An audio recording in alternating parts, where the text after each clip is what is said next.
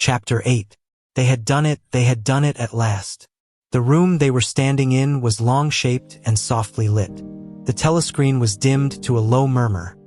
The richness of the dark blue carpet gave one the impression of treading on velvet. At the far end of the room, O'Brien was sitting at a table under a green-shaded lamp, with a mass of papers on either side of him. He had not bothered to look up when the servant showed Julia and Winston in. Winston's heart was thumping so hard that he doubted whether he would be able to speak. They had done it at last, was all he could think. It had been a rash act to come here at all, and sheer folly to arrive together, though it was true that they had come by different routes and only met on O'Brien's doorstep. But merely to walk into such a place needed an effort of the nerve. It was only on very rare occasions that one saw inside the dwelling places of the inner party, or even penetrated into the quarter of the town where they lived. The whole atmosphere of the huge block of flats, the richness and spaciousness of everything, the unfamiliar smells of good food and good tobacco, the silent and incredibly rapid lifts sliding up and down, the white-jacketed servants hurrying to and from everything was intimidating. Although he had a good pretext for coming here, he was haunted at every step by the fear that a black-uniformed guard would suddenly appear from round the corner, demand his papers, and order him to get out. O'Brien's servant, however, had admitted the two of them without demur. He was a small, dark-haired man in a white jacket, with a diamond-shaped, completely expressionless face which might have been that of a Chinese.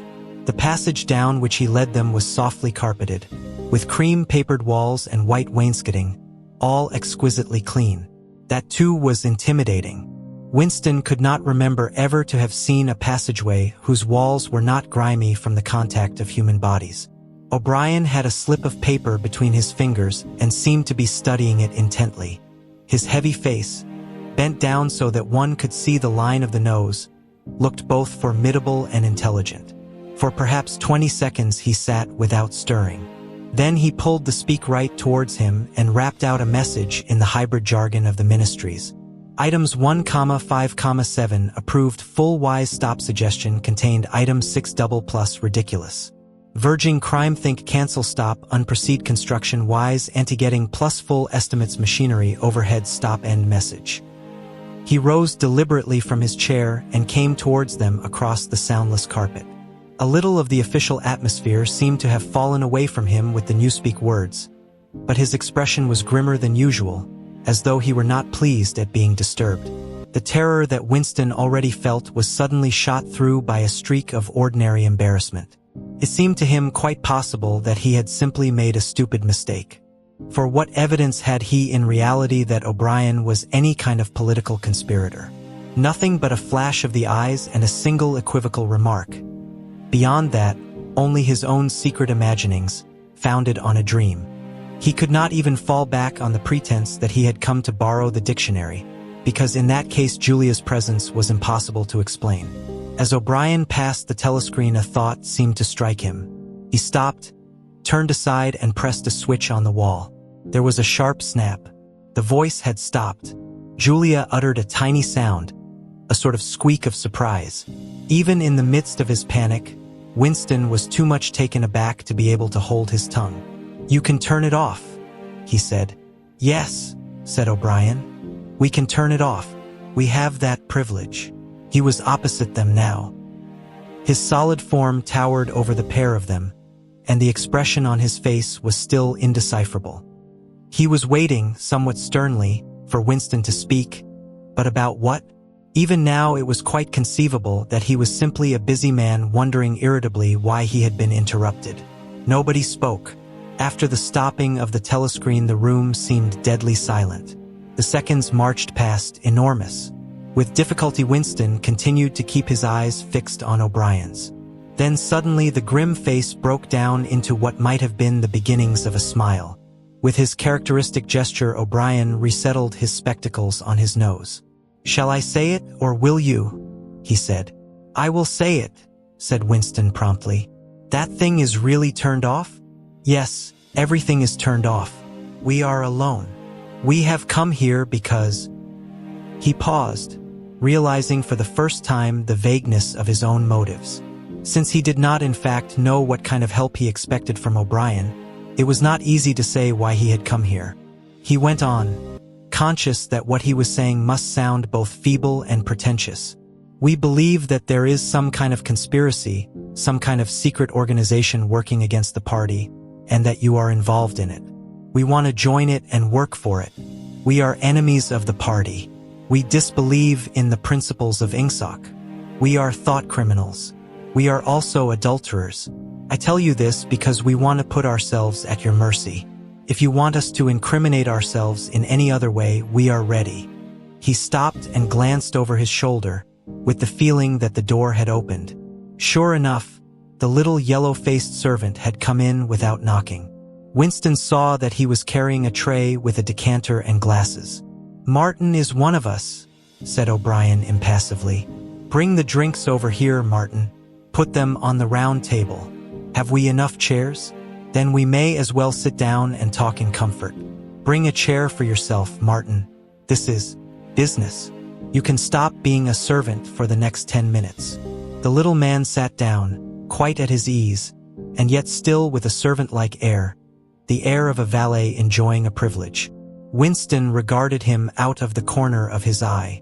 It struck him that the man's whole life was playing a part, and that he felt it to be dangerous to drop his assumed personality even for a moment. O'Brien took the decanter by the neck and filled up the glasses with a dark red liquid. It aroused in Winston dim memories of something seen long ago on a wall or a hoarding. A vast bottle composed of electric lights which seemed to move up and down and pour its contents into a glass.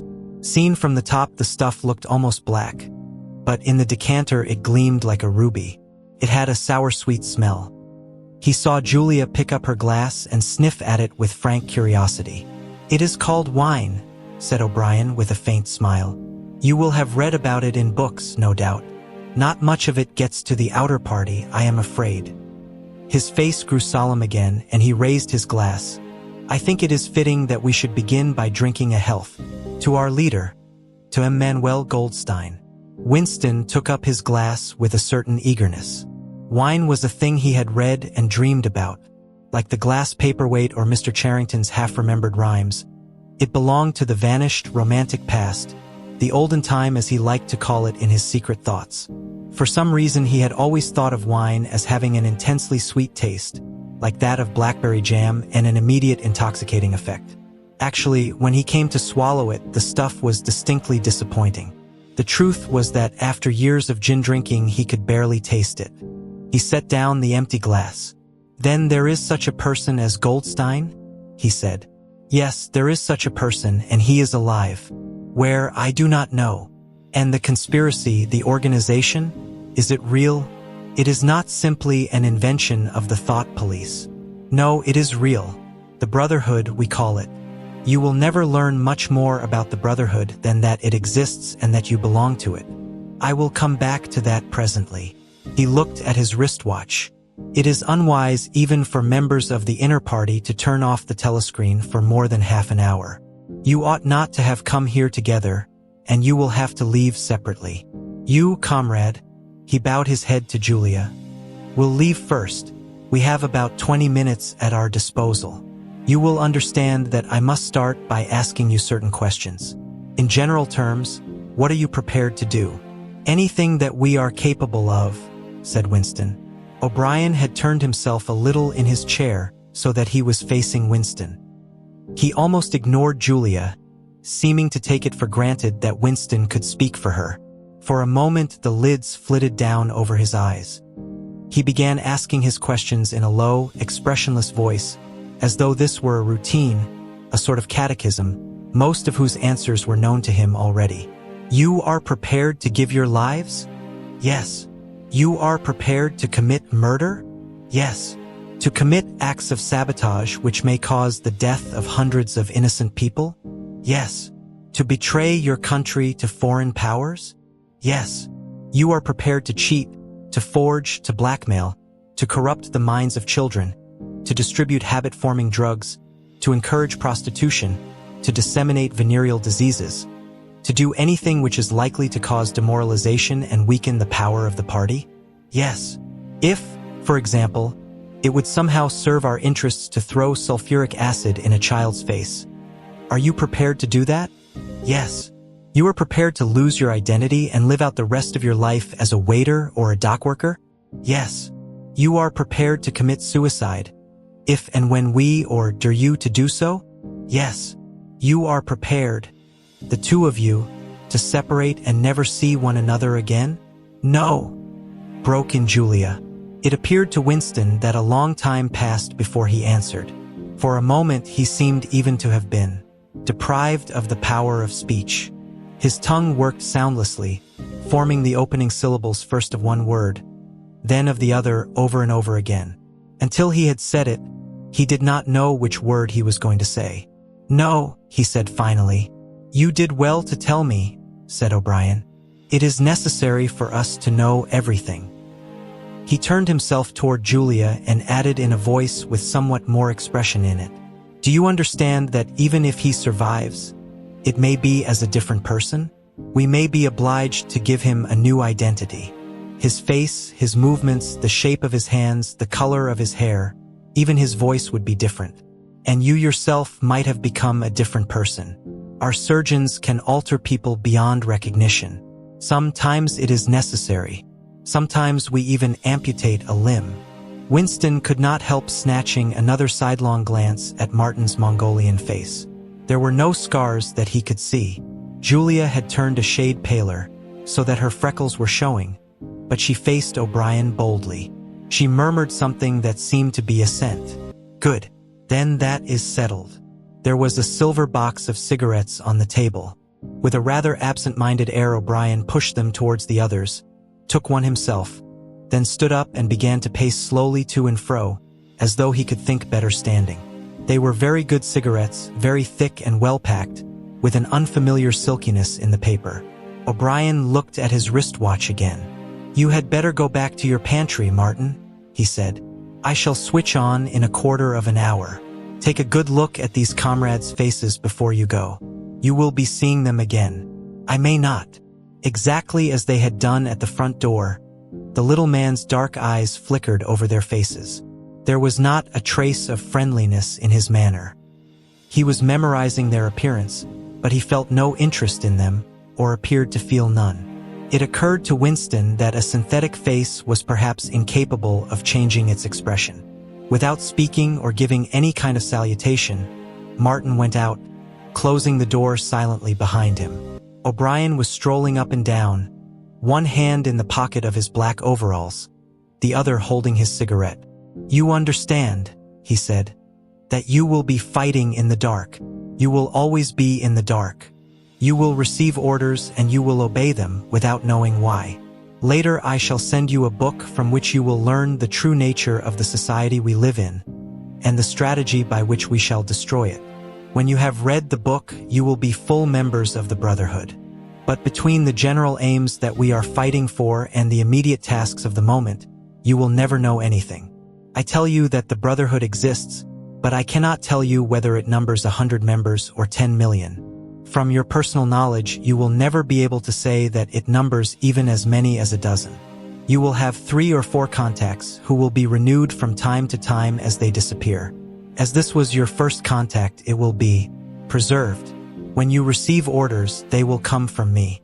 If we find it necessary to communicate with you, it will be through Martin. When you are finally caught, you will confess. That is unavoidable. But you will have very little to confess, other than your own actions. You will not be able to betray more than a handful of unimportant people. Probably you will not even betray me. By that time I may be dead, or I shall have become a different person with a different face. He continued to move to and fro over the soft carpet. In spite of the bulkiness of his body, there was a remarkable grace in his movements. It came out even in the gesture with which he thrust a hand into his pocket, or manipulated a cigarette. More even than of strength, he gave an impression of confidence and of an understanding tinged by irony. However much in earnest he might be, he had nothing of the single-mindedness that belongs to a fanatic. When he spoke of murder, suicide, venereal disease, amputated limbs, and altered faces, it was with a faint air of persiflage. This is unavoidable, his voice seemed to say. This is what we have got to do unflinchingly. But this is not what we shall be doing when life is worth living again. A wave of admiration, almost of worship, flowed out from Winston towards O'Brien. For the moment he had forgotten the shadowy figure of Goldstein. When you looked at O'Brien's powerful shoulders and his blunt-featured face, so ugly and yet so civilized, it was impossible to believe that he could be defeated. There was no stratagem that he was not equal to, no danger that he could not foresee. Even Julia seemed to be impressed. She had let her cigarette go out and was listening intently. O'Brien went on. You will have heard rumors of the existence of the Brotherhood. No doubt you have formed your own picture of it. You have imagined, probably, a huge underworld of conspirators, meeting secretly in cellars, scribbling messages on walls, recognizing one another by code words or by special movements of the hand. Nothing of the kind exists. The members of the Brotherhood have no way of recognizing one another, and it is impossible for any one member to be aware of the identity of more than a few others. Goldstein himself, if he fell into the hands of the thought police, could not give them a complete list of members, or any information that would lead them to a complete list. No such list exists. The Brotherhood cannot be wiped out because it is not an organization in the ordinary sense. Nothing holds it together except an idea which is indestructible. You will never have anything to sustain you except the idea. You will get no comradeship and no encouragement. When finally you are caught, you will get no help. We never help our members. At most, when it is absolutely necessary that someone should be silenced, we are occasionally able to smuggle a razor blade into a prisoner's cell. You will have to get used to living without results and without hope. You will work for a while, you will be caught, you will confess, and then you will die. Those are the only results that you will ever see. There is no possibility that any perceptible change will happen within our own lifetime. We are the dead. Our only true life is in the future. We shall take part in it as handfuls of dust and splinters of bone. But how far away that future may be, there is no knowing. It might be 1,000 years. At present nothing is possible except to extend the area of sanity little by little. We cannot act collectively. We can only spread our knowledge outwards from individual to individual, generation after generation. In the face of the thought police, there is no other way. He halted and looked for the third time at his wristwatch. It is almost time for you to leave, comrade, he said to Julia. Wait, the decanter is still half full. He filled the glasses and raised his own glass by the stem. What shall it be this time? He said, still with the same faint suggestion of irony. To the confusion of the thought police? To the death of Big Brother? To humanity? To the future? To the past? Said Winston. The past is more important, agreed O'Brien gravely. They emptied their glasses, and a moment later Julia stood up to go. O'Brien took a small box from the top of a cabinet and handed her a flat white tablet which he told her to place on her tongue. It was important, he said, not to go out smelling of wine. The lift attendants were very observant. As soon as the door had shut behind her, he appeared to forget her existence. He took another pace or two up and down, then stopped. There are details to be settled, he said. I assume that you have a hiding place of some kind? Winston explained about the room over Mr. Charrington's shop. That will do for the moment. Later we will arrange something else for you. It is important to change one's hid-ing place frequently. Meanwhile, I shall send you a copy of the book. Even O'Brien, Winston noticed, seemed to pronounce the words as though they were in italics. Goldstein's book, you understand, as soon as possible. It may be some days before I can get hold of one. There are not many in existence, as you can imagine. The thought police hunt them down and destroy them almost as fast as we can produce them. It makes very little difference. The book is indestructible. If the last copy were gone, we could reproduce it almost word for word. Do you carry a briefcase to work with you? He added. As a rule, yes. What is it like? Black, very shabby, with 2 straps. Black, 2 straps, very shabby. Good. One day in the fairly near future. I cannot give a date. One of the messages among your morning's work will contain a misprinted word, and you will have to ask for a repeat. On the following day you will go to work without your briefcase. At some time during the day, in the street, a man will touch you on the arm and say, "I think you have dropped your briefcase." The one he gives you will contain a copy of Goldstein's book. You will return it within 14 days. They were silent for a moment. "There are a couple of minutes before you need go," said O'Brien. "We shall meet again, if we do meet again." Winston looked up at him. "In the place where there is no darkness?" he said hesitantly. O'Brien nodded without appearance of surprise. "In the place where there is no darkness," he said, as though he had recognized the allusion. "And in the meantime, is there anything that you wish to say before you leave? Any message? Any question?" Winston thought. There did not seem to be any further question that he wanted to ask. Still less did he feel any impulse to utter high-sounding generalities. Instead of anything directly connected with O'Brien or the Brotherhood, there came into his mind a sort of composite picture of the dark bedroom where his mother had spent her last days, and the little room over Mr. Charrington's shop, and the glass paperweight, and the steel engraving in its rosewood frame. Almost at random, he said, "Did you ever happen to hear an old rhyme that begins, 'Oranges and lemons, say the bells of St. Clement's'?" Again O'Brien nodded. With a sort of grave courtesy, he completed the stanza. "Oranges and lemons, say the bells of St. Clement's. You owe me 3 farthings, say the bells of St. Martin's. When will you pay me? Say the bells of Old Bailey. When I grow rich, say the bells of Shoreditch." "You knew the last line," said Winston. "Yes, I knew the last line, and now I am afraid it is time for you to go. But wait, you had better let me give you one of these tablets." As Winston stood up, O'Brien held out a hand. His powerful grip crushed the bones of Winston's palm. At the door, Winston looked back, but O'Brien seemed already to be in process of putting him out of mind. He was waiting with his hand on the switch that controlled the telescreen. Beyond him, Winston could see the writing table with its green-shaded lamp and the speakwrite and the wire baskets deep laden with papers. The incident was closed. Within 30 seconds, it occurred to him, O'Brien would be back at his interrupted and important work on behalf of the party. Chapter 9. Winston was gelatinous with fatigue. Gelatinous was the right word. It had come into his head spontaneously. His body seemed to have not only the weakness of a jelly, but its translucency. He felt that if he held up his hand, he would be able to see the light through it. All the blood and lymph had been drained out of him by an enormous debauch of work, leaving only a frail structure of nerves, bones, and skin. All sensations seemed to be magnified. His overalls fretted his shoulders. The pavement tickled his feet. Even the opening and closing of a hand was an effort that made his joints creak. He had worked more than 90 hours in 5 days. So had everyone else in the ministry. Now it was all over, and he had literally nothing to do, no party work of any description, until tomorrow morning. He could spend 6 hours in the hiding place and another 9 in his own bed.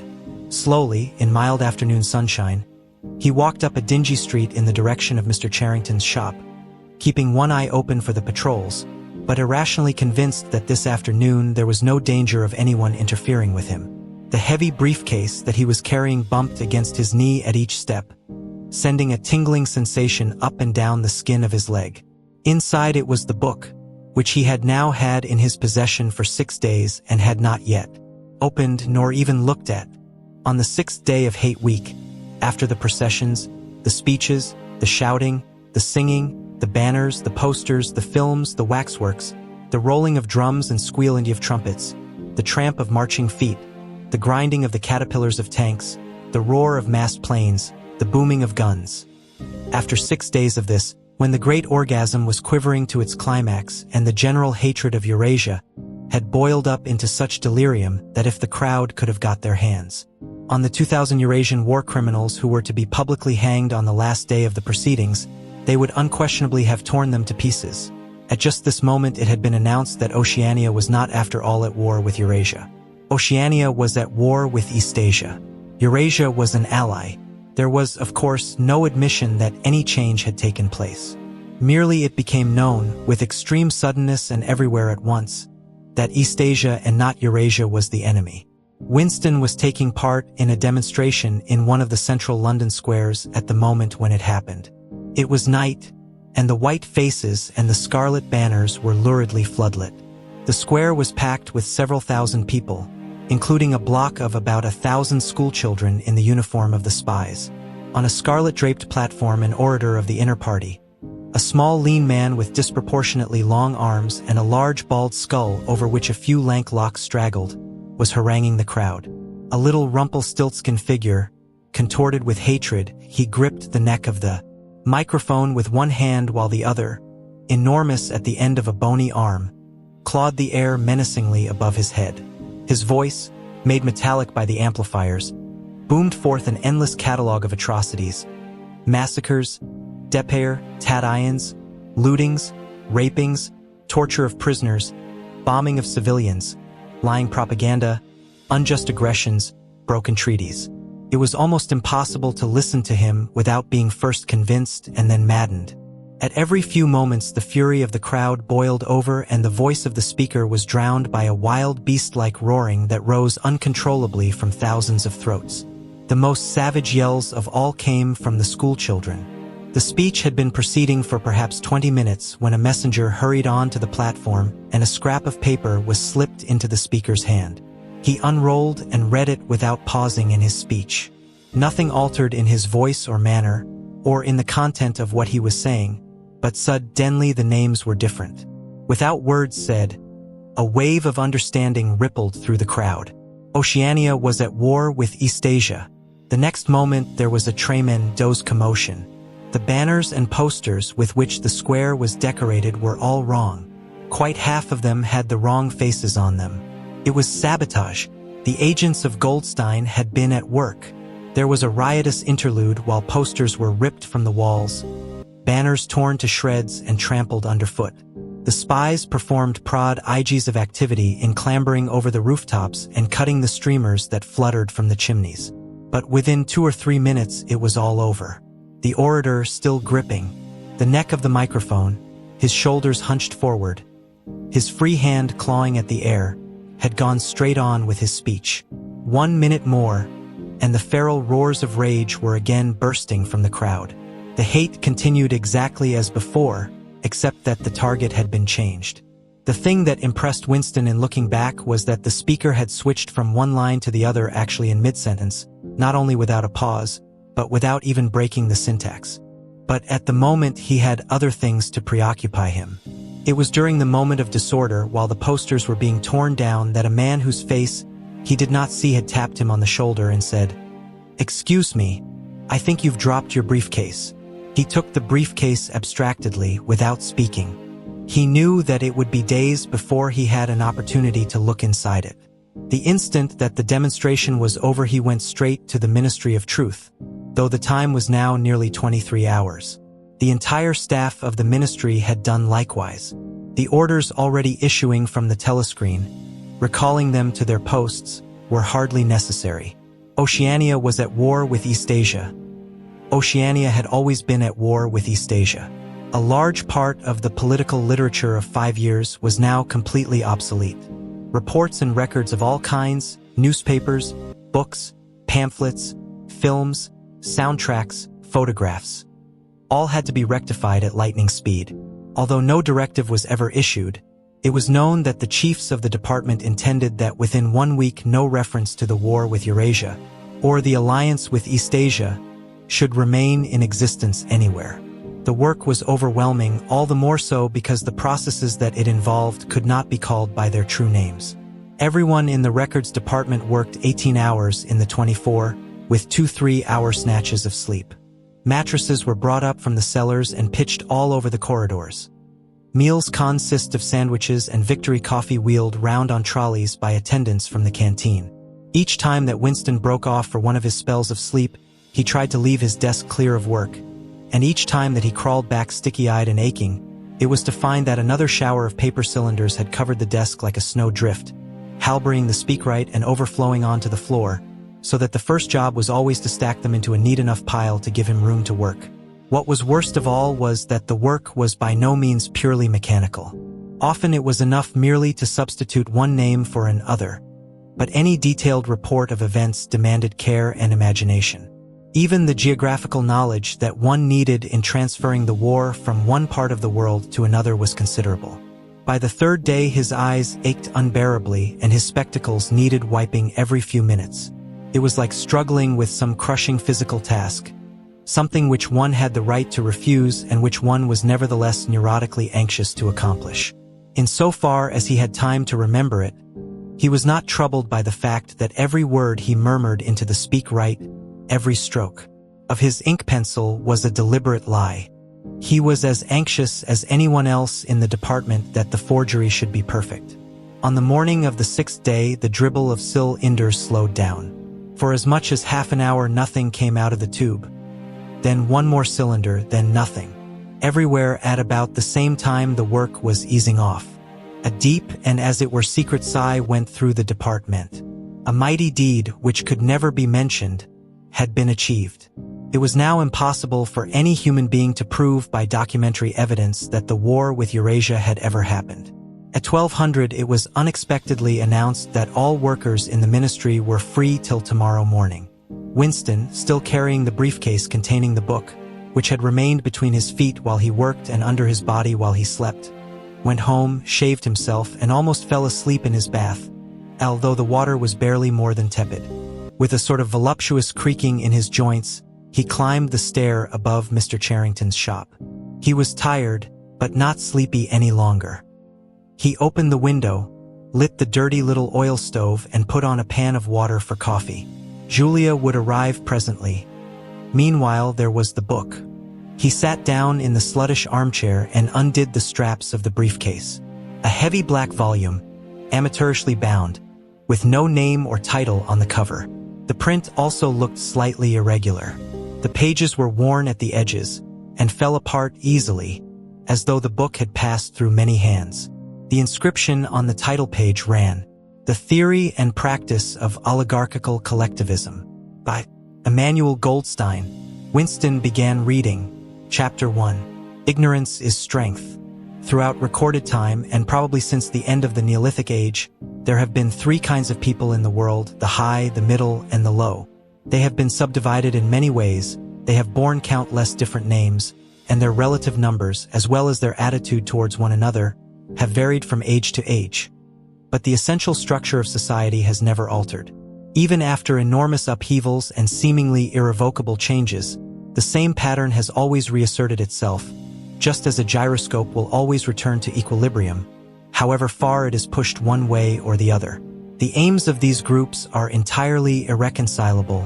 Winston stopped reading, chiefly in order to appreciate the fact that he was reading in comfort and safety. He was alone. No telescreen, no ear at the keyhole, no nervous impulse to glance over his shoulder or cover the page with his hand. The sweet summer air played against his cheek. From somewhere far away there floated the faint shouts of children. In the room itself there was no sound except the insect voice of the clock. He settled deeper into the armchair and put his feet up on the fender. It was bliss, it was eternity. Suddenly, as one sometimes does with a book of which one knows that one will ultimately read and reread every word, he opened it at a different place and found himself at Chapter 3. He went on reading. Chapter 3: War is Peace. The splitting up of the world into three great superstates was an event which could be and indeed was foreseen before the middle of the 20th century. With the absorption of Europe by Russia and of the British Empire by the United States, two of the three existing powers, Eurasia and Oceania, were already effectively in being. The third, Eastasia, only emerged as a distinct unit after another decade of confused fighting. The frontiers between the three superstates are in some places arbitrary, and in others they fluctuate according to the fortunes of war, but in general they follow geographical lines. Eurasia comprises the whole of the northern part of the European and Asiatic landmass, from Portugal to the Bering Strait. Oceania comprises the Americas, the Atlantic islands including the British Isles, Australasia, and the southern portion of Africa. Eastasia, smaller than the others and with a less definite western frontier, comprises China and the countries to the south of it, the Japanese islands, and a large but fluctuating portion of Manchuria, Mongolia, and Tibet. In one combination or another, These three superstates are permanently at war, and have been so for the past 25 years. War, however, is no longer the desperate, annihilating struggle that it was in the early decades of the 20th century. It is a warfare of limited aims between combatants who are unable to destroy one another, have no material cause for fighting, and are not divided by any genuine ideological difference. This is not to say that either the conduct of war, or the prevailing attitude towards it, has become less bloodthirsty or more chivalrous. On the contrary, war hysteria is continuous and universal in all countries, and such acts as raping, looting, the slaughter of children, the reduction of whole populations to slavery, and reprisals against prisoners which extend even to boiling and burying alive, are looked upon as normal, and, when they are committed by one's own side and not by the enemy, meritorious. But in a physical sense, war involves very small numbers of people, mostly highly trained specialists, and causes comparatively few casualties. The fighting, when there is any, takes place on the vague frontiers whose whereabouts the average man can only guess at, or round the floating fortresses which guard strategic spots on the sea lanes. In the centers of civilization, war means no more than a continuous shortage of consumption goods, and the occasional crash of a rocket bomb which may cause a few scores of deaths. War has in fact changed its character. More exactly, the reasons for which war is waged have changed in their order of importance. Motives which were already present to some small extent in the great wars of the early 20th century have now become dominant and are consciously recognized and acted upon. To understand the nature of the present war, for in spite of the regrouping which occurs every few years, it is always the same war. One must realize in the first place that it is impossible for it to be decisive. None of the three superstates could be definitively conquered even by the other two in combination. They are too evenly matched, and their natural defenses are too formidable. Eurasia is protected by its vast land spaces, Oceania by the width of the Atlantic and the Pacific, Eastasia by the fecundity and industriousness of its inhabitants. Secondly, there is no longer, in a material sense, anything to fight about. With the establishment of self-contained economies, in which production and consumption are geared to one another, the scramble for markets which was a main cause of previous wars has come to an end, while the competition for raw materials is no longer a matter of life and death. In any case, each of the three superstates is so vast that it can obtain almost all the materials that it needs within its own boundaries. Insofar as the war has a direct economic purpose, it is a war for labor power. Between the frontiers of the superstates, and not permanently in the possession of any of them, there lies a rough quadrilateral with its corners at Tangier, Brazzaville, Darwin, and Hong Kong, containing within it about a fifth of the population of the Earth. It is for the possession of these thickly populated regions, and of the northern ice cap, that the three powers are constantly struggling. In practice, no one power ever controls the whole of the disputed area. Portions of it are constantly changing hands, and it is the chance of seizing this or that fragment by a sudden stroke of treachery that dictates the endless changes of alignment. All of the disputed territories contain valuable minerals, and some of them yield important vegetable products such as rubber, which in colder climates it is necessary to synthesize by comparatively expensive methods. But above all, they contain a bottomless reserve of cheap labor. Whichever power controls equatorial Africa, or the countries of the Middle East or southern India, or the Indonesian archipelago, disposes also of the bodies of scores or hundreds of millions of ill-paid and hard-working coolies. The inhabitants of these areas, reduced more or less openly to the status of slaves, pass continually from conqueror to conqueror, and are expended like so much coal or oil in the race to turn out more armaments, to capture more territory, to control more labor power, to turn out more armaments, to capture more territory, and so on indefinitely. It should be noted that the fighting never really moves beyond the edges of the disputed areas. The frontiers of Eurasia flow back and forth between the basin of the Congo and the northern shore of the Mediterranean. The islands of the Indian Ocean and the Pacific are constantly being captured and recaptured by Oceania or by Eastasia. In Mongolia, the dividing line between Eurasia and Eastasia is never stable. Round the pole, all three powers lay claim to enormous territories which in fact are largely uninhabited and unexplored. But the balance of power always remains roughly even, and the territory which forms the heartland of each superstate always remains inviolate. Moreover, the labor of the exploited peoples round the equator is not really necessary to the world's economy. They add nothing to the wealth of the world, since whatever they produce is used for purposes of war, and the object of waging a war is always to be in a better position in which to wage another war. By their labor, the slave populations allow the tempo of continuous warfare to be speeded up. But if they did not exist, the structure of world society and the process by which it maintains itself would not be essentially different. The primary aim of modern warfare, in accordance with the principles of doublethink, this aim is simultaneously recognized and not recognized by the directing brains of the inner party, is to use up the products of the machine without raising the general standard of living. Ever since the end of the 19th century, the problem of what to do with the surplus of consumption goods has been latent in industrial society. At present, when few human beings even have enough to eat, this problem is obviously not urgent, and it might not have become so, even if no artificial processes of destruction had been at work. The world of today is a bare, hungry, dilapidated place compared with the world that existed before 1914, and still more so if compared with the imaginary future to which the people of that period looked forward. In the early 20th century, the vision of a future society unbelievably rich, leisured, orderly, and efficient, a glittering antiseptic world of glass and steel and snow-white concrete, was part of the consciousness of nearly every literate person. Science and technology were developing at a prodigious speed, and it seemed natural to assume that they would go on developing. This failed to happen, partly because of the impoverishment caused by a long series of wars and revolutions, partly because scientific and technical progress depended on the empirical habit of thought, which could not survive in a strictly regimented society. As a whole, the world is more primitive today than it was 50 years ago. Certain backward areas have advanced, and various devices, always in some way connected with warfare and police espionage, have been developed, but experiment and invention have largely stopped, and the ravages of the atomic war of the 1950s have never been fully repaired. Nevertheless, the dangers inherent in the machine are still there.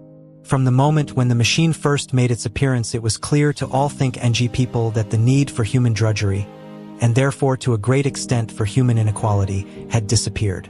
If the machine were used deliberately for that end, hunger, overwork, dirt, illiteracy, and disease could be eliminated within a few generations. And in fact, without being used for any such purpose but by a sort of automatic process, by producing wealth which it was sometimes impossible not to distribute, the machine did raise the living standards of the average hum, and being very greatly over a period of about 50 years at the end of the 19th and the beginning of the 20th centuries. But it was also clear that an all-round increase in wealth threatened the destruction, indeed, in some sense was the destruction of a hierarchical society. In a world in which everyone worked short hours, had enough to eat, lived in a house with a bathroom and a refrigerator, and possessed a motor car or even an airplane, the most obvious and perhaps the most important form of inequality would already have disappeared. If it once became general, wealth would confer no distinction. It was possible, no doubt, to imagine a society in which wealth, in the sense of personal possessions and luxuries, should be evenly distributed, while power remained in the hands of a small privileged caste. But in practice, such a society could not long remain stable. For if leisure and security were enjoyed by all alike, the great mass of human beings who are normally stupefied by poverty would become literate and would learn to think for themselves. And when once they had done this, they would sooner or later realize that the privileged minority had no function, and they would sweep it away. In the long run, a hierarchical society was only possible on a basis of poverty and ignorance. To return to the agricultural past, as some thinkers about the beginning of the 20th century dreamed of doing, was not a practicable solution. It conflicted with the tendency towards mechanization which had become quasi-instinctive throughout almost the whole world, and moreover, any country which remained industrially backward was helpless in a military sense and was bound to be dominated, directly or indirectly, by its more advanced rivals. Nor was it a satisfactory solution to keep the masses in poverty by restricting the output of goods. This happened to a great extent during the final phase of capitalism, roughly between 1920 and 1940. The economy of many countries was allowed to stagnate, land went out of cultivation, capital equipment was not added to, great blocks of the population were prevented from working and kept half alive by state charity. But this, too, entailed military weakness, and since the privations it inflicted were obviously unnecessary, it made opposition inevitable. The problem was how to keep the wheels of industry turning without increasing the real wealth of the world. Goods must be produced, but they must not be distributed. And in practice, the only way of achieving this was by continuous warfare. The essential act of war is destruction, not necessarily of human lives, but of the products of human labor. War is a way of shattering to pieces or pouring into the stratosphere or sinking in the depths of the sea, materials which might otherwise be used to make the masses too comfortable, and hence, in the long run, too intelligent. Even when weapons of war are not actually destroyed, their manufacture is still a convenient way of expending labor power without producing anything that can be consumed. A floating fortress, for example, has locked up in it the labor that would build several hundred cargo ships. Ultimately, it is scrapped as obsolete, never having brought any material benefit to any body, and with further enormous labors another floating fortress is built. In principle, the war effort is always so planned as to eat up any surplus that might exist after meeting the bare needs of the population. In practice, the needs of the population are always underestimated, with the result that there is a chronic shortage of half the necessities of life. But this is looked on as an advantage. It is deliberate policy to keep even the favored groups somewhere near the brink of hardship, because a general state of scarcity increases the importance of small privileges and thus magnifies the distinction between one group and another. By the standards of the early 20th century, even a member of the inner party lives an austere, laborious kind of life. Nevertheless, the few luxuries that he does enjoy, his large, well-appointed flat, the better texture of his clothes, the better quality of his food and drink and tobacco, his 2 or 3 servants, his private motor car or helicopter, set him in a different world from a member of the outer party, and the members of the outer party have a similar advantage in comparison with the submerged masses whom we call the proles. The social atmosphere is that of a besieged city, where the possession of a lump of horseflesh makes the difference between wealth and poverty. And at the same time, the consciousness of being at war, and therefore in danger, makes the handing over of all power to a small caste seem the natural, unavoidable condition of survival. War, it will be seen, accomplishes the necessary destruction, but accomplishes it in a psychologically acceptable way. In principle, it would be quite simple to waste the surplus labor of the world by building temples and pyramids, by digging holes and filling them up again, or even by producing vast quantities of goods and then setting fire to them. But this would provide only the economic and not the emotional basis for a hierarchical society. What is concerned here is not the morale of masses, whose attitude is unimportant so long as they are kept steadily at work, but the morale of the party itself. Even the humblest party member is expected to be competent, industrious, and even intelligent within narrow limits. But it is also necessary that he should be a credulous and ignorant fanatic whose prevailing moods are fear, hatred, adulation, and orgiastic triumph.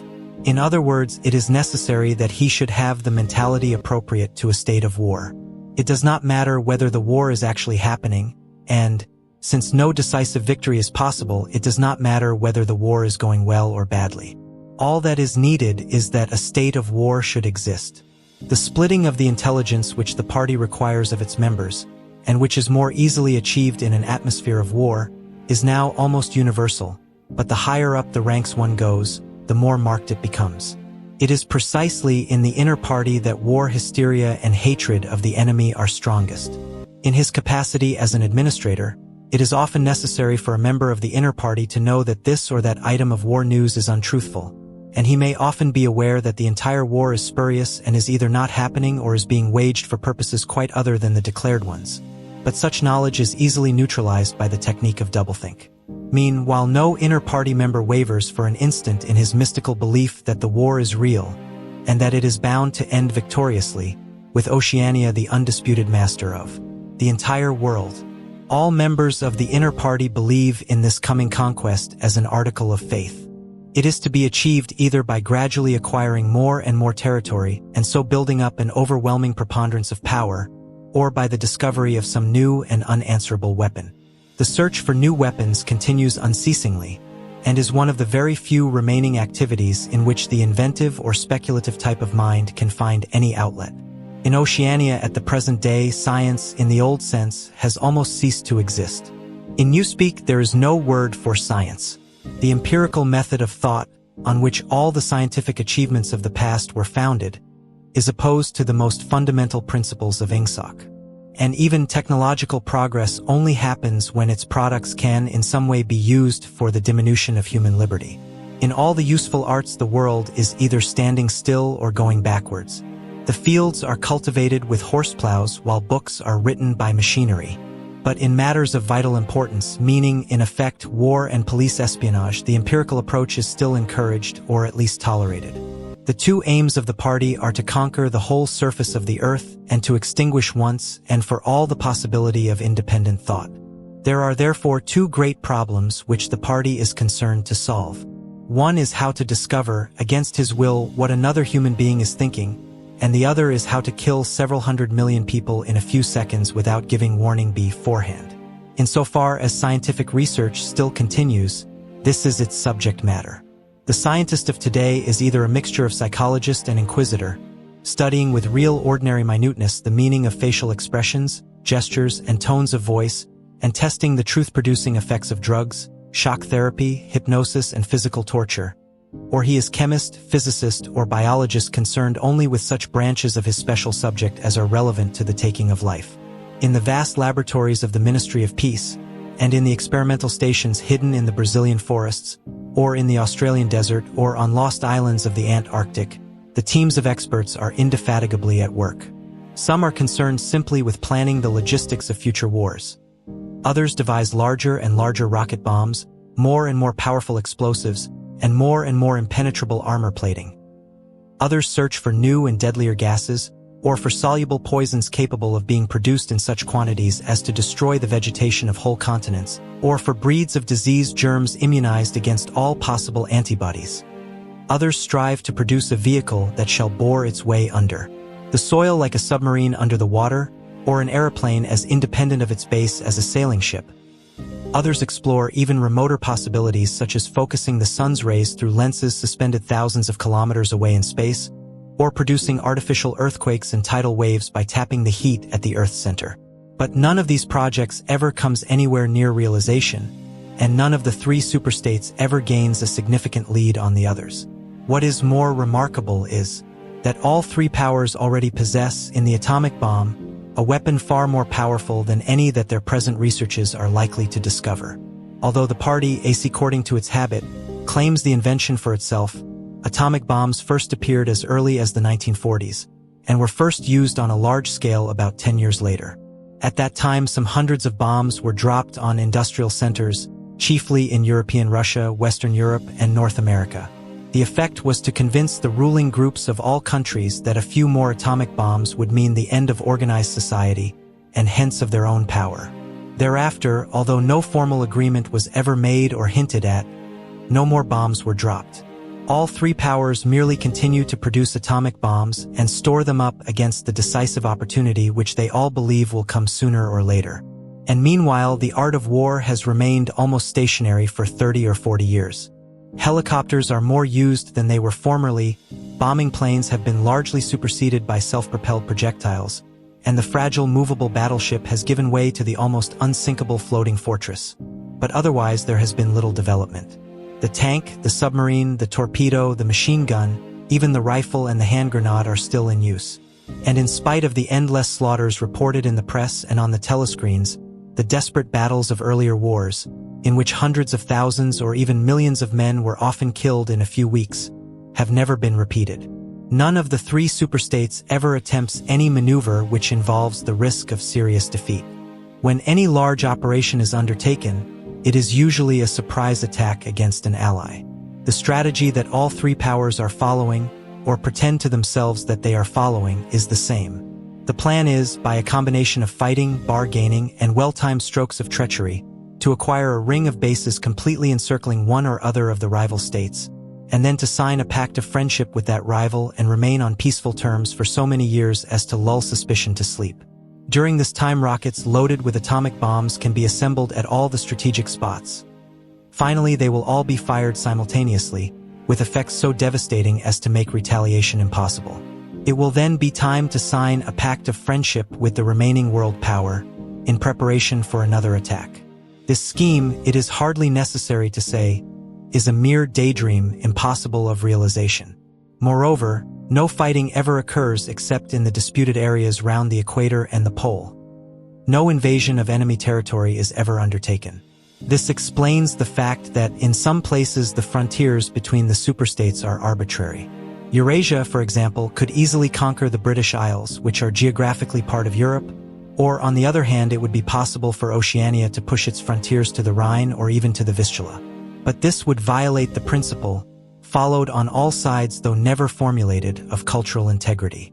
If Oceania were to conquer the areas that used once to be known as France and Germany, it would be necessary either to exterminate the inhabitants, a task of great physical difficulty, or to assimilate a population of about 100 million people who, so far as technical development goes, are roughly on the oceanic level. The problem is the same for all three superstates. It is absolutely necessary to their structure that there should be no contact with foreigners, except, to a limited extent, with war prisoners and colored slaves. Even the official ally of the moment is always regarded with the darkest suspicion. War prisoners apart, the average citizen of Oceania never sets eyes on a citizen of either Eurasia or Eastasia, and he is forbidden the knowledge of foreign languages. If he were allowed contact with foreigners, he would discover that they are creatures similar to himself and that most of what he has been told about them is lies. The sealed world in which he lives would be broken, and the fear, hatred, and self-righteousness on which his morale depends might evaporate. It is therefore realized on all sides that however often Persia, or Egypt, or Java, or Ceylon may change hands, the main frontiers must never be crossed by anything except bombs. Under this lies a fact never mentioned aloud, but tacitly understood and acted upon. Namely, that the conditions of life in all three superstates are very much the same. In Oceania, the prevailing philosophy is called Ingsoc, in Eurasia it is called Neo-Bolshevism, and in Eastasia it is called by a Chinese name usually translated as death worship, but perhaps better rendered as obliteration of the self. The citizen of Oceania is not allowed to know anything of the tenets of the other two philosophies, but he is taught to execrate them as barbarous outrages upon morality and common sense. Actually, the three philosophies are barely distinguishable, and the social systems which they support are not distinguishable at all. Everywhere there is the same pyramidal structure, the same worship of semi-divine leader, the same economy existing by and for continuous warfare. It follows that the three superstates not only cannot conquer one another, but would gain no advantage by doing so. On the contrary, so long as they remain in conflict, they prop one another up, like three sheaves of corn.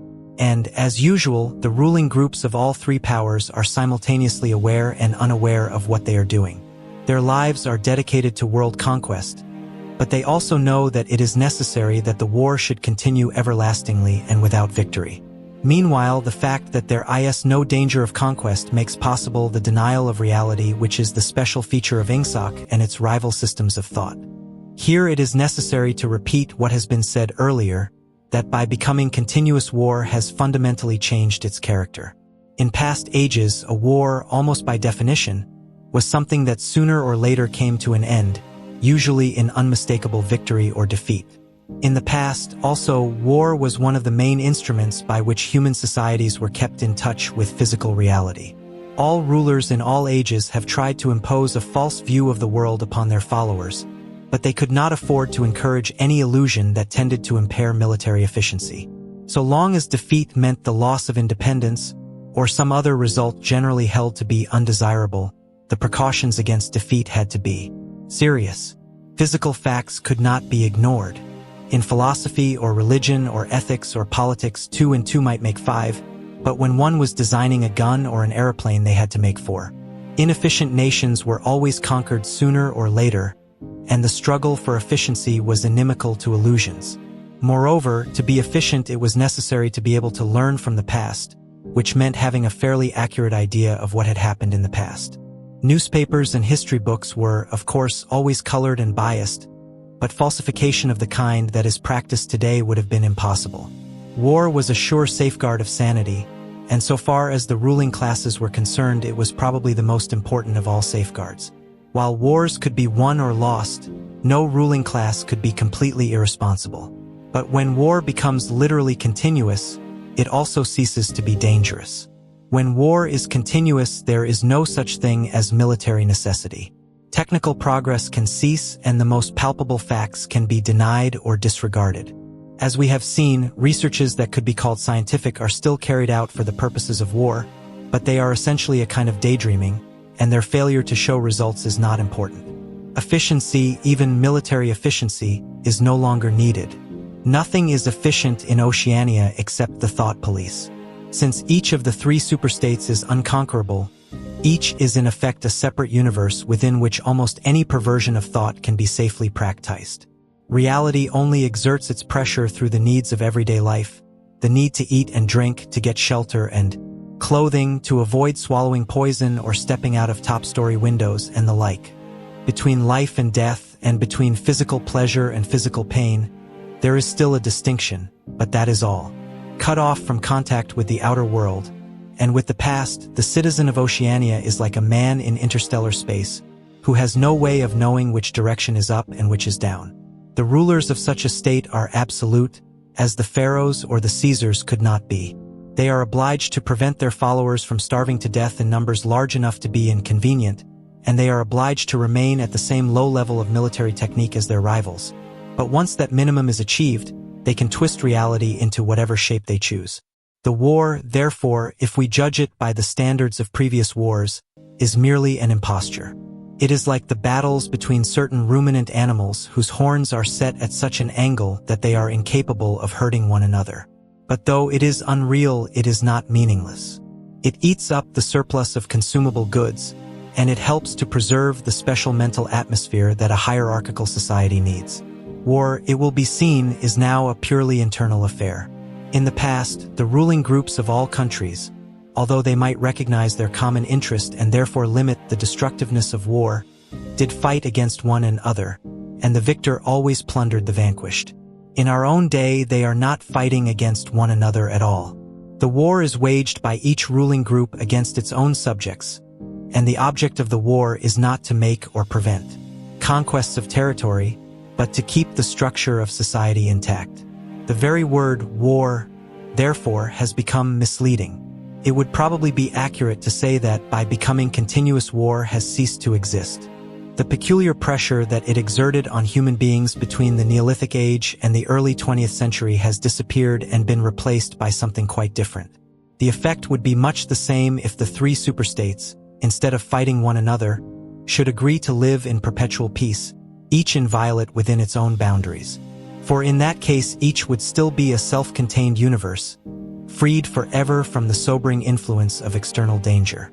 A peace that was truly permanent would be the same as a permanent war. This, although the vast majority of party members understand it only in a shallower sense, is the inner meaning of the party slogan, "War is peace." Winston stopped reading for a moment. Somewhere in remote distance, a rocket bomb thundered. The blissful feeling of being alone with the forbidden book, in a room with no telescreen, had not worn off. Solitude and safety were physical sensations, mixed up somehow with the tiredness of his body, the softness of the chair, the touch of the faint breeze from the window that played upon his cheek. The book fascinated him, or more exactly, it reassured him. In a sense, it told him nothing that was new, but that was part of the attraction. It said what he would have said if it had been possible for him to set his scattered thoughts in order. It was the product of a mind similar to his own, but enormously more powerful, more systematic, less fear-rid. Then, the best books, he perceived, are those that tell you what you know already.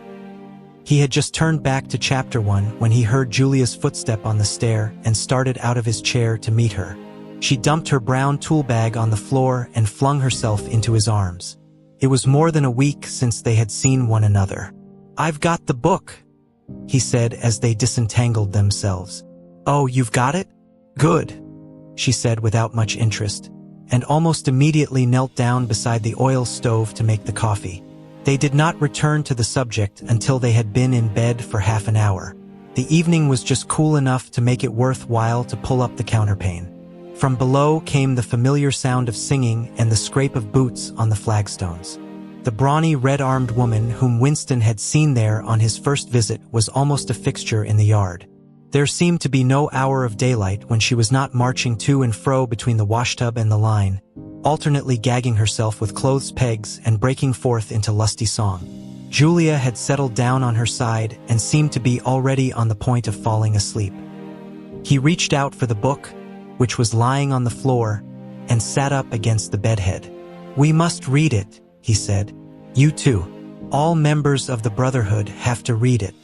"You read it," she said with her eyes shut. "Read it aloud. That's the best way.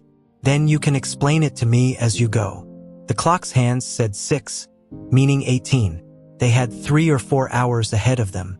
He propped the book against his knees and began reading.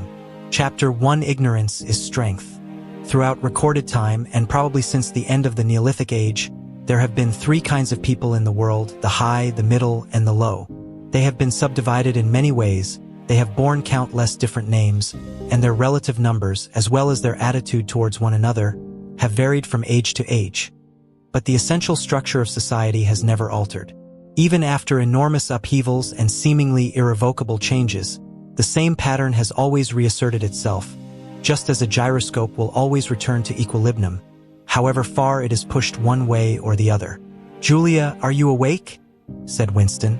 "Yes, my love, I'm listening. Go on. It's marvelous." He continued reading. "The aims of these 3 groups are entirely irreconcilable. The aim of the high is to remain where they are. The aim of the middle is to change places with the high. The aim of the low, when they have an aim, for it is an abiding characteristic of the low that they are too much crushed by drudgery to be more than intermittently conscious of anything outside their daily lives, is to abolish all distinctions and create a society in which all men shall be equal. Thus, throughout history, a struggle which is the same in its main outlines recurs over and over again. For long periods, the high seem to be securely in power, but sooner or later, there always comes a moment when they lose either their belief in themselves or their capacity to govern efficiently, or both. They are then overthrown by the middle, who enlist the low on their side by pretending to them that they are fighting for liberty and justice. As soon as they have reached their objective, the middle thrust the low back into their old position of servitude, and themselves become the high. Presently, a new middle group splits off from one of the other groups, or from both of them, and the struggle begins over again. Of the 3 groups, only the low are never even temporarily successful in achieving their aims. It would be an exaggeration to say that throughout history there has been no progress of a material kind. Even today, in a period of decline, the average human being is physically better off than he was a few centuries ago. But no advance in wealth, no softening of manners, no reform or revolution has ever brought human equality a millimeter nearer. From the point of view of the low, no historic change has ever meant much more than a change in the name of their masters. By the late 19th century, the recurrence of this pattern had become obvious to many observers. There then rose schools of thinkers who interpreted history as a cyclical process and claimed it had long been realized that the only secure basis for oligarchy is collectivism. Wealth and privilege are most easily defended when they are possessed jointly. The so-called abolition of private property, which took place in the middle years of the century, meant, in effect, the consent ration of property in far fewer hands than before, but with this difference that the new owners were a group instead of a mass of individuals. Individually, no member of the party owns anything, except petty personal belongings. Collectively, the party owns everything in Oceania, because it controls everything and disposes of the products as it thinks fit. In the years following the revolution, it was able to step into this commanding position almost unopposed, because the whole process was represented as an act of collectivization.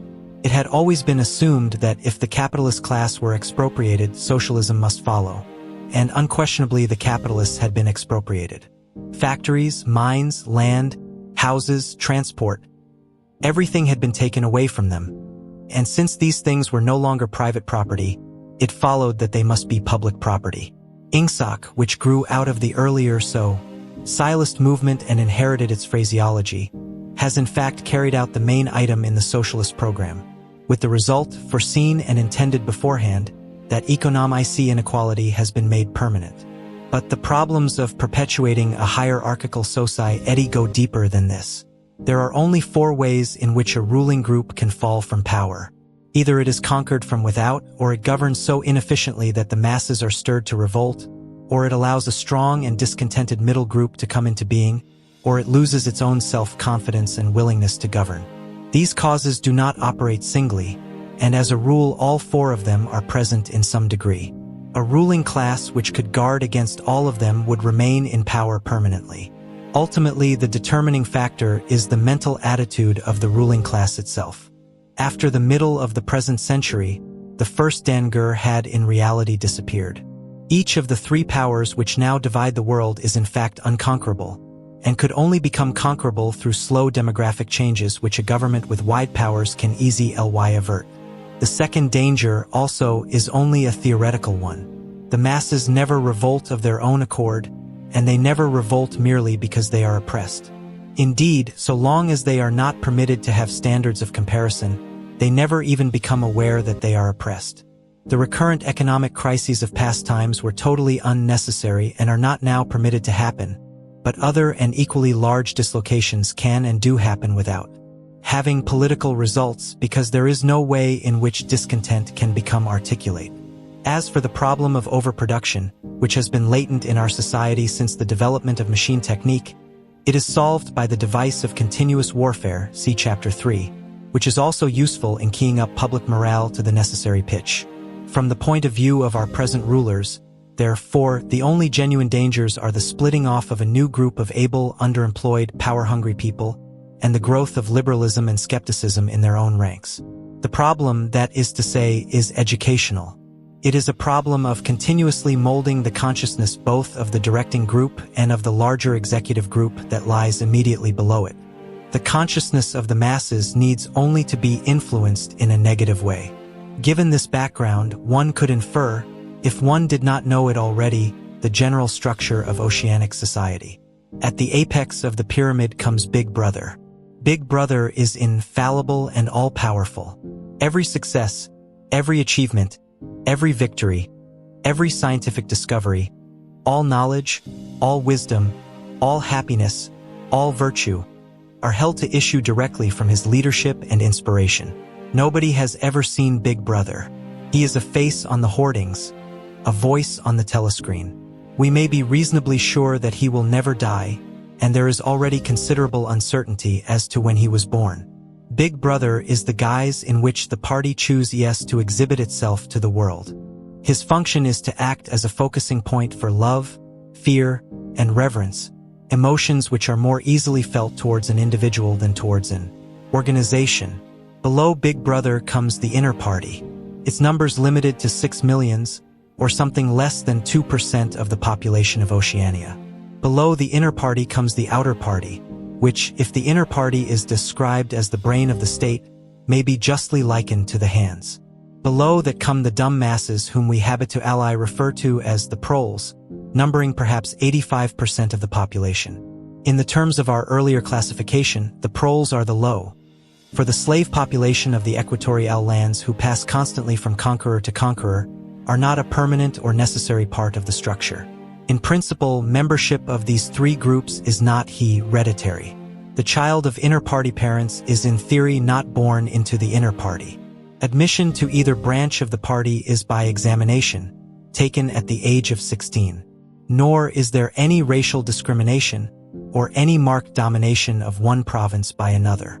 Jews, Negroes, South Americans of pure Indian blood are to be found in the highest ranks of the party, and the administrators of any area are always drawn from the inhabitants of that area. In no part of Oceania do the inhabitants have the feeling that they are a colonial population ruled from a distant capital. Oceania has no capital, and its titular head is a person whose whereabouts nobody knows. Except that English is its chief lingua franca and you speak its official language, it is not centralized in any way. Its rulers are not held together by blood ties but by adherence to a common doctrine. It is true that our society is stratified, and very rigidly stratified, on what at first sight appear to be hereditary lines.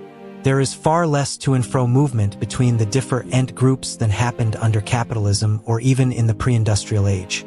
Between the two branches of the party there is a certain amount of interchange, but only so much as will ensure that weaklings are excluded from the inner party and that ambitious members of the outer party are made harmless by allowing them to rise. Proletarians, in practice, are not allowed to graduate into the party. The most gifted among them, who might possibly become new clay of discontent, are simply marked down by the thought police and eliminated. But this state of affairs is not sorely permanent. nor is it a matter of principle. The party is not a class in the old sense of the word. It does not aim at transmitting power to its own children as such, and if there were no other way of keeping the ablest people at the top, it would be perfectly prepared to recruit an entire new generation from the ranks of the proletariat. In the crucial years, the fact that the party was not a hereditary body did a great deal to neutralize opposition. The older kind of socialist, who had been trained to fight against something called class privilege, assumed that what is not hereditary cannot be permanent. He did not see that the continuity of an oligarchy need not be physical, nor did he pause to reflect that hereditary aristocracies have always been short-lived, whereas adoptive organizations such as the Catholic Church have sometimes lasted for hundreds or thousands of years. The essence of oligarchical rule is not father-to-son inheritance, but the persistence of a certain worldview and a certain way of life, imposed by the dead upon the living. Ruling group is a ruling group so long as it can nominate its successors. The party is not concerned with perpetuating its blood, but with perpetuating itself. Who wields power is not important, provided that the hierarchical structure remains always the same. All the beliefs, habits, tastes, emotions, mental attitudes that characterize our time are really designed to sustain the mystique of the party and prevent the true nature of present-day society from being perceived.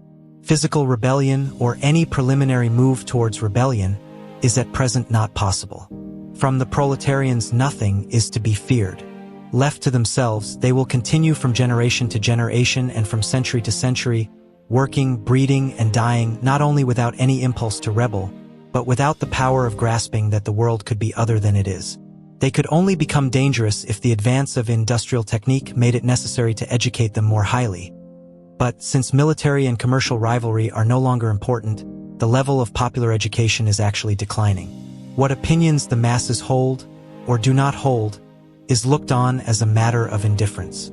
They can be granted intellectual liberty because they have no intellect.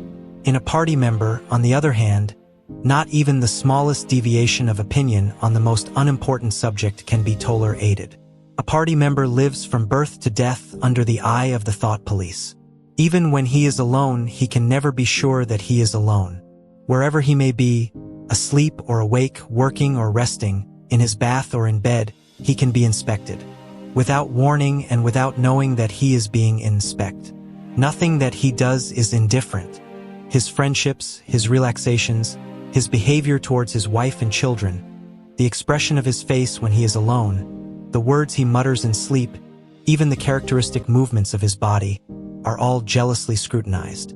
Not only any actual misdemeanor, but any eccentricity, however small, any change of habits, any nervous mannerism that could possibly be the symptom of an inner struggle, is certain to be detected. He has no freedom of choice in any direction whatever. On the other hand, his actions are not regulated by law or by any clearly formulated code of behavior. In Oceania, there is no law. Thoughts and actions which, when detected, mean certain death are not formally forbidden, and the endless purges, arrests, tortures, imprisonments, and vaporizations are not inflicted as punishment for crimes which have actually been committed, but are merely the wiping out of persons who might perhaps commit a crime at some time in the future. A party member is required to have not only the right opinions, but the right instincts. Many of the beliefs and attitudes demanded of him are never plainly stated, and could not be stated without laying bare the contradictions inherent in ingsoc. If he is a person naturally orthodox, in you speak a geodthinker, he will in all circumstances know, without taking thought, what is the true belief or the desirable emotion. But in any case, an elaborate mental training, undergone in childhood and grouping itself round the newspeak words crime stop, black-white and doublethink, makes him unwilling and unable to think too deeply on any subject whatever. A party member is expected to have no private emotions and no respites from enthusiasm. He is supposed to live in a continuous frenzy of hatred of foreign enemies and internal traitors, triumph over victories, and self-abasement before the power and wisdom of the party. The discontents produced by his bare, unsatisfying life are deliberately turned outwards and dissipated by such devices as the 2 minutes hate, and the speculations which might possibly induce a skeptical or rebellious attitude are killed in advance by his early acquired inner discipline. The first and simplest stage in the discipline, which can be taught even to young children, is called, in newspeak, crime stop. Crime stop means the faculty of stopping short, as though by instinct, at the threshold of any dangerous thought. It includes the power of not grasping analogies, of failing to perceive logical errors, of misunderstanding the simplest arguments if they are inimical to ingsoc, and of being bored or repelled by any train of thought which is capable of leading in a heretical direction. Crime stop, in short, means protective stupidity, but stupidity is not enough. On the contrary, orthodoxy in the full sense demands a control over one's own mental processes as complete as that of a contortionist over his body. Oceanic society rests ultimately on the belief that Big Brother is omnipotent and that the party is infallible. But since in reality Big Brother is not omnipotent and the party is not infallible, there is need for an unwearying, moment-to-moment flexibility in the treatment of facts. The key word here is blackwhite. Like so many newspeak words, this word has two mutually contradictory meanings. Applied to an opponent, it means the habit of impudently claiming that black is white, in contradiction of the plain facts. Applied to a party member, it means a loyal willingness to say that black is white when party discipline demands this. But it means also the ability to believe that black is white, and more, to know that black is white, and to forget that one has ever believed the contrary. This demands a continuous alteration of the past, made possible by the system of thought which really embraces all the rest, and which is known in newspeak as doublethink. The alteration of the past is necessary for two reasons, one of which is subsidiary and, so to speak, precautionary. The subsidiary reason is that the party member, like the proletarian, tolerates present-day conditions partly because he has no standards of comparison. He must be cut off from the past, just as he must be cut off from foreign countries, because it is necessary for him to believe that he is better off than his ancestors and that the average level of material comfort is constantly rising. But by far the more important reason for the readjustment of the past is the need to safeguard the infallibility of the party. It is not merely that speeches, statistics, and records of every kind must be constantly brought up to date in order to show that the predictions of the party were in all cases right. It is also that no change in doctrine or in political alignment can ever be admitted. For to change one's mind or even one's policy is a confession of weakness. If, for example, Eurasia or Eastasia, whichever it may be, is the enemy today, then that country must always have been the enemy. And if the facts say otherwise, then the facts must be altered. Thus his story is continuously rewritten. This day-to-day falsification of the past, carried out by the Ministry of Truth, is as necessary to the stability of the regime as the work of repression and espionage carried out by the Ministry of Love. The mutability of the past is the central tenet of ingsoc. Past events, it is argued, have no objective existence, but survive only in written records and in human memories. The past is whatever the records and the memories agree upon. And since the party is in full control of all records and in equally full control of the minds of its members, it follows that the past is whatever the party chooses to make it. It also follows that though the past is alterable, it never has been altered in any specific instance. For when it has been recreated in whatever shape is needed at the moment, then this new version is the past, and no different past can ever have existed. This holds good even when, as often happens, the same event has to be altered out of recognition several times in the course of a year. At all times the party is in possession of absolute truth, and clearly the absolute can never have been different from what it is now. It will be seen that the control of the past depends above all on the training of memory. To make sure that all written records agree with the orthodoxy of the moment is merely a mechanical act. But it is also necessary to remember that events happened in the desired manner. And if it is necessary to rearrange one's memories or to tamper with written records, then it is necessary to forget that one has done so. The trick of doing this can be learned like any other mental technique. It is learned by the majority of party members, and certainly by all who are intelligent as well as orthodox. In old speak it is called, quite frankly, reality control. In new speak it is called doublethink, though doublethink comprises much else as well. Doublethink means the power of holding two contradictory beliefs in one's mind simultaneously, and accepting both of them. The party intellectual knows in which direction his memories must be altered. He therefore knows that he is playing tricks with reality, but by the exercise of doublethink he also satisfies himself that reality is not violated.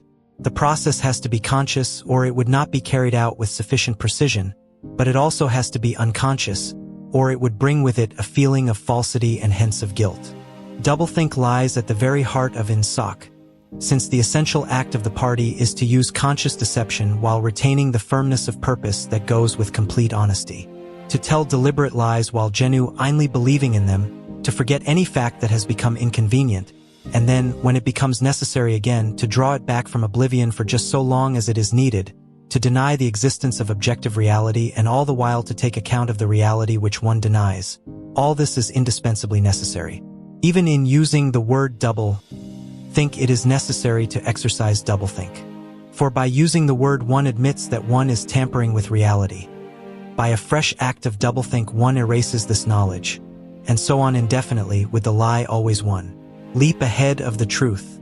Ultimately it is by means of doublethink that the party has been able, and may, for all we know, continue to be able for thousands of years, to arrest the course of history.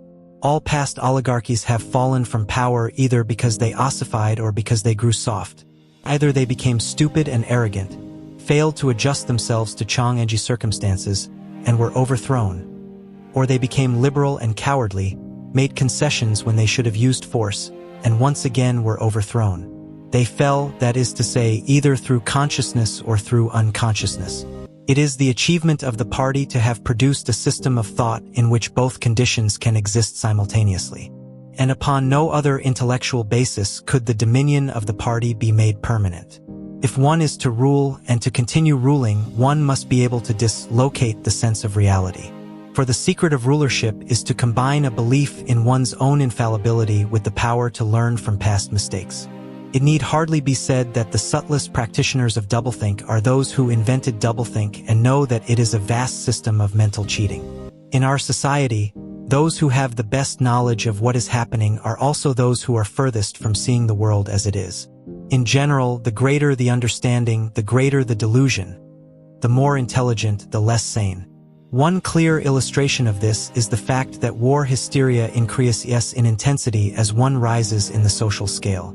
Those whose attitude towards the war is most nearly rational are the subject peoples of the disputed territories.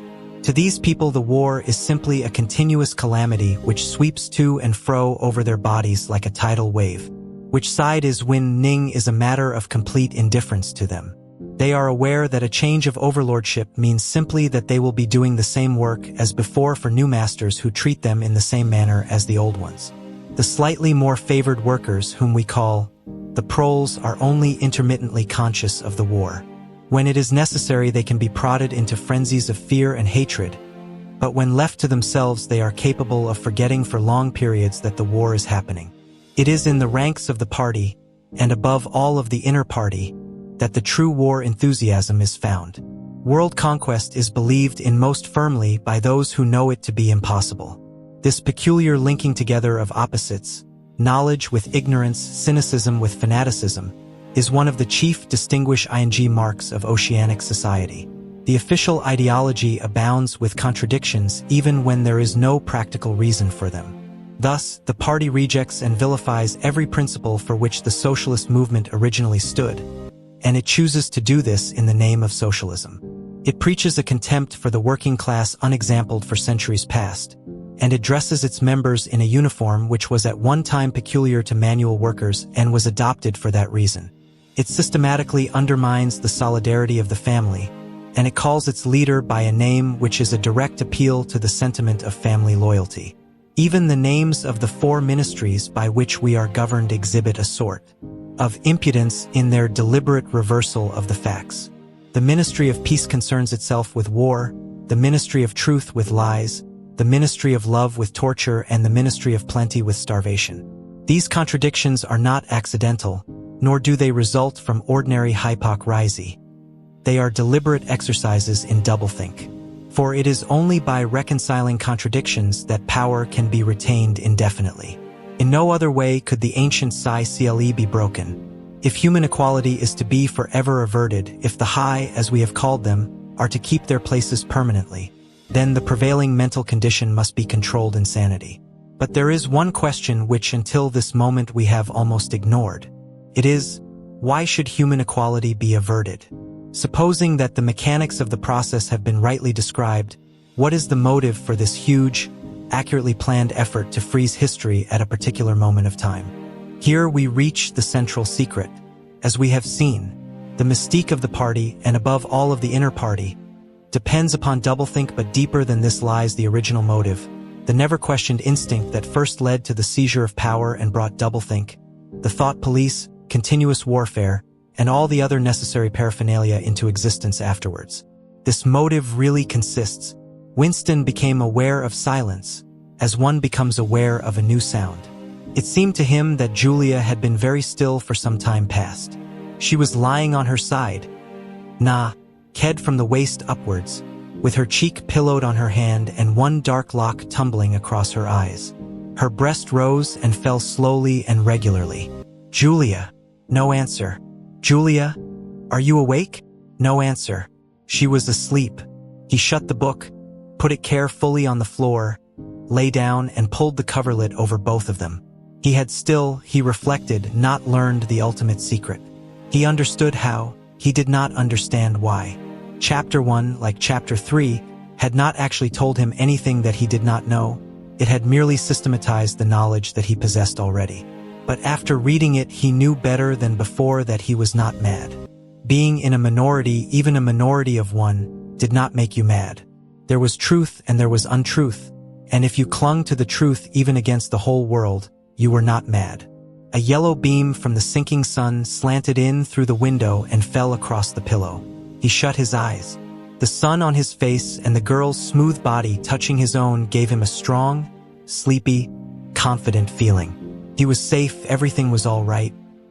He fell asleep murmuring sanity is not statistical, with the feeling that this remark contained in it a profound wisdom. When he woke it was with the sensation of having slept for a long time, but a glance at the old-fashioned clock told him that it was only 20:30. He lay dozing for a while. Then the usual deep-lunged singing struck up from the yard below. It was only an opeless fancy. It passed like a nipple die, but a look and a word and the dreams they stirred they have stolen my oi. The driveling song seemed to have kept its popularity. You still heard it all over the place. It had outlived the hate song. Julia woke at the sound, stretched herself luxuriously, and got out of bed. "I'm hungry," she said. "Let's make some more coffee." "Damn, the stove's gone out and the water's cold." She picked the stove up and shook it. "There's no oil in it. We can get some from Old Charrington, I expect. The funny thing is I made sure it was full. I'm going to put my clothes on," she added. "It seems to have got colder." Winston also got up and dressed himself. The indefatigable voice sang on.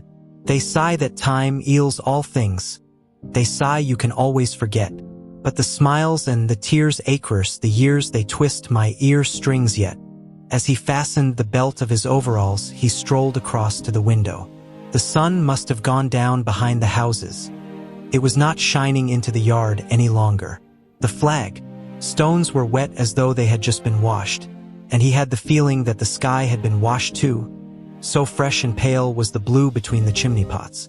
Tirelessly the woman marched to and fro, corking and uncorking herself, singing and falling silent, and pegging out more diapers, and yet more. He wondered whether she took in washing for a living or was merely the slave of 20 or 30 grandchildren. Julia had come across to his side. Together they gazed down with a sort of fascination at the sturdy figure below. As he looked at the woman in her characteristic attitude, her thick arms reaching up for the line, her powerful mare-like buttocks protruded, it struck him for the first time that she was beautiful. It had never before occurred to him that the body of a woman of 50, blown up to monstrous dimensions by childbearing, then hardened, roughened by work till it was coarse in the grain like an overripe turnip, could be beautiful. But it was so, and after all, he thought, why not? The solid, contourless body, like a block of granite, and the rasping red skin, bore the same relation to the body of a girl as the rose hip to the rose. Why should the fruit be held inferior to the flower? "She's beautiful," he murmured. "She's a meter across the hips easily," said Julia. That is her style of beauty, said Winston. He held Julia's supple waist easily encircled by his arm. From the hip to the knee, her flank was against his. Out of their bodies no child would ever come. That was the one thing they could never do. Only by word of mouth, from mind to mind, could they pass on the secret. The woman down there had no mind. She had only strong arms, a warm heart, and a fertile belly. He wondered how many children she had given birth to. It might easily be 15. She had had her momentary flowering, a year, perhaps, of wild rose beauty, and then she had suddenly swollen like a fertilized fruit and grown hard and red and coarse. And then her life had been laundering, scrubbing, darning, cooking, sweeping, polishing, mending, scrubbing, laundering, first for children, then for grandchildren, over 30 unbroken years. At the end of it, she was still singing. The mystical reverence that he felt for her was somehow mixed up with the aspect of the pale, cloudless sky, stretching away behind the chimney pots into interminable distance. It was curious to think that the sky was the same for everybody, in Eurasia or Eastasia as well as here. And the people under the sky were also very much the same. Everywhere, all over the world, hundreds of thousands of millions of people just like this, people ignorant of one another's existence, held apart by walls of hatred and lies, and yet almost exactly the same. People who had never learned to think but who were storing up in their hearts and bellies and muscles the power that would one day overturn the world. If there was hope, it lay in the proles. Without having read to the end of the book, he knew that that must be Goldstein's final message. The future belonged to the proles. And could he be sure that when their time came, the world they constructed would not be just as alien to him, Winston Smith, as the world of the party? Yes, because at the least it would be a world of sanity. Where there is equality, there can be sanity. Sooner or later, it would happen, strength would change into consciousness. The proles were immortal, you could not doubt it when you looked at that valiant figure in the yard. In the end, their awakening would come. And until that happened, though it might be 1,000 years, they would stay alive against all the odds, like birds, passing on from body to body the vitality which the party did not share and could not kill. "Do you remember," he said, "the thrush that sang to us, that first day, at the edge of the wood?" "He wasn't singing to us," said Julia. "He was singing to please himself. Not even that. He was just singing. The birds sang, the proles sang. The party did not sing. All round the world, in London and New York, in Africa and Brazil, and in the mysterious, forbidden lands beyond the frontiers, in the streets of Paris and Berlin, in the villages of the endless Russian plain, in the bazaars of China and Japan. Everywhere stood the same solid, unconquerable figure, made monstrous by work and childbearing, toiling from birth to death and still singing. Out of those mighty loins, a race of conscious beings must one day come. You were the dead, theirs was the future. But you could share in that future if you kept alive the mind as they kept alive the body, and passed on the secret doctrine that 2 + 2 make 4. "We are the dead," he said. "We are the dead," echoed Julia dutifully. "You are the dead," said an iron voice behind them. They sprang apart. Winston's entrails seemed to have turned into ice. He could see the white all round the irises of Julia's eyes. Her face had turned a milky yellow. The smear of rouge that was still on each cheekbone stood out sharply, almost as though unconnected with the skin beneath. "You are the dead," repeated the iron voice. "It was behind the picture," breathed Julia. "It was behind the picture," said the voice. "Remain exactly where you are. Make no movement until you are ordered." It was starting at last. They could do nothing except stand gazing into one another's eyes. To run for life, to get out of the house before it was too late. No such thought occurred to them. Unthinkable to disobey the iron voice from the wall. There was a snap as though a catch had been turned back, and a crash of breaking glass. The picture had fallen to the floor, uncovering the telescreen behind it. "Now they can see us," said Julia. "Now we can see you," said the voice. "Stand out in the middle of the room. Stand back to back. Clasp your hands behind your heads. Do not touch one another." They were not touching, but it seemed to him that he could feel Julia's body shaking. Or perhaps it was merely the shaking of his own. He could just stop his teeth from chattering, but his knees were beyond his control. There was a sound of trampling boots below, inside the house and outside. The yard seemed to be full of men. Something was being dragged across the stones. The woman's singing had stopped abruptly. There was a long, rolling clang, as though the washtub had been flung across the yard, and then a confusion of angry shouts which ended in a yell of pain. "The house is surrounded," said Winston. "The house is surrounded," said the voice. He heard Julia snap her teeth together. "I suppose we may as well say goodbye," she said. "You may as well say goodbye," said the voice. And then another quite different voice, a thin, cultivated voice which Winston had the impression of having heard before, struck in. "And by the way, while we are on the subject, here comes a candle to light you to bed. Here comes a chopper to chop off your head." Something crashed on to the bed behind Winston's back. The head of a ladder had been thrust through the window and had burst in the frame. Someone was climbing through the window.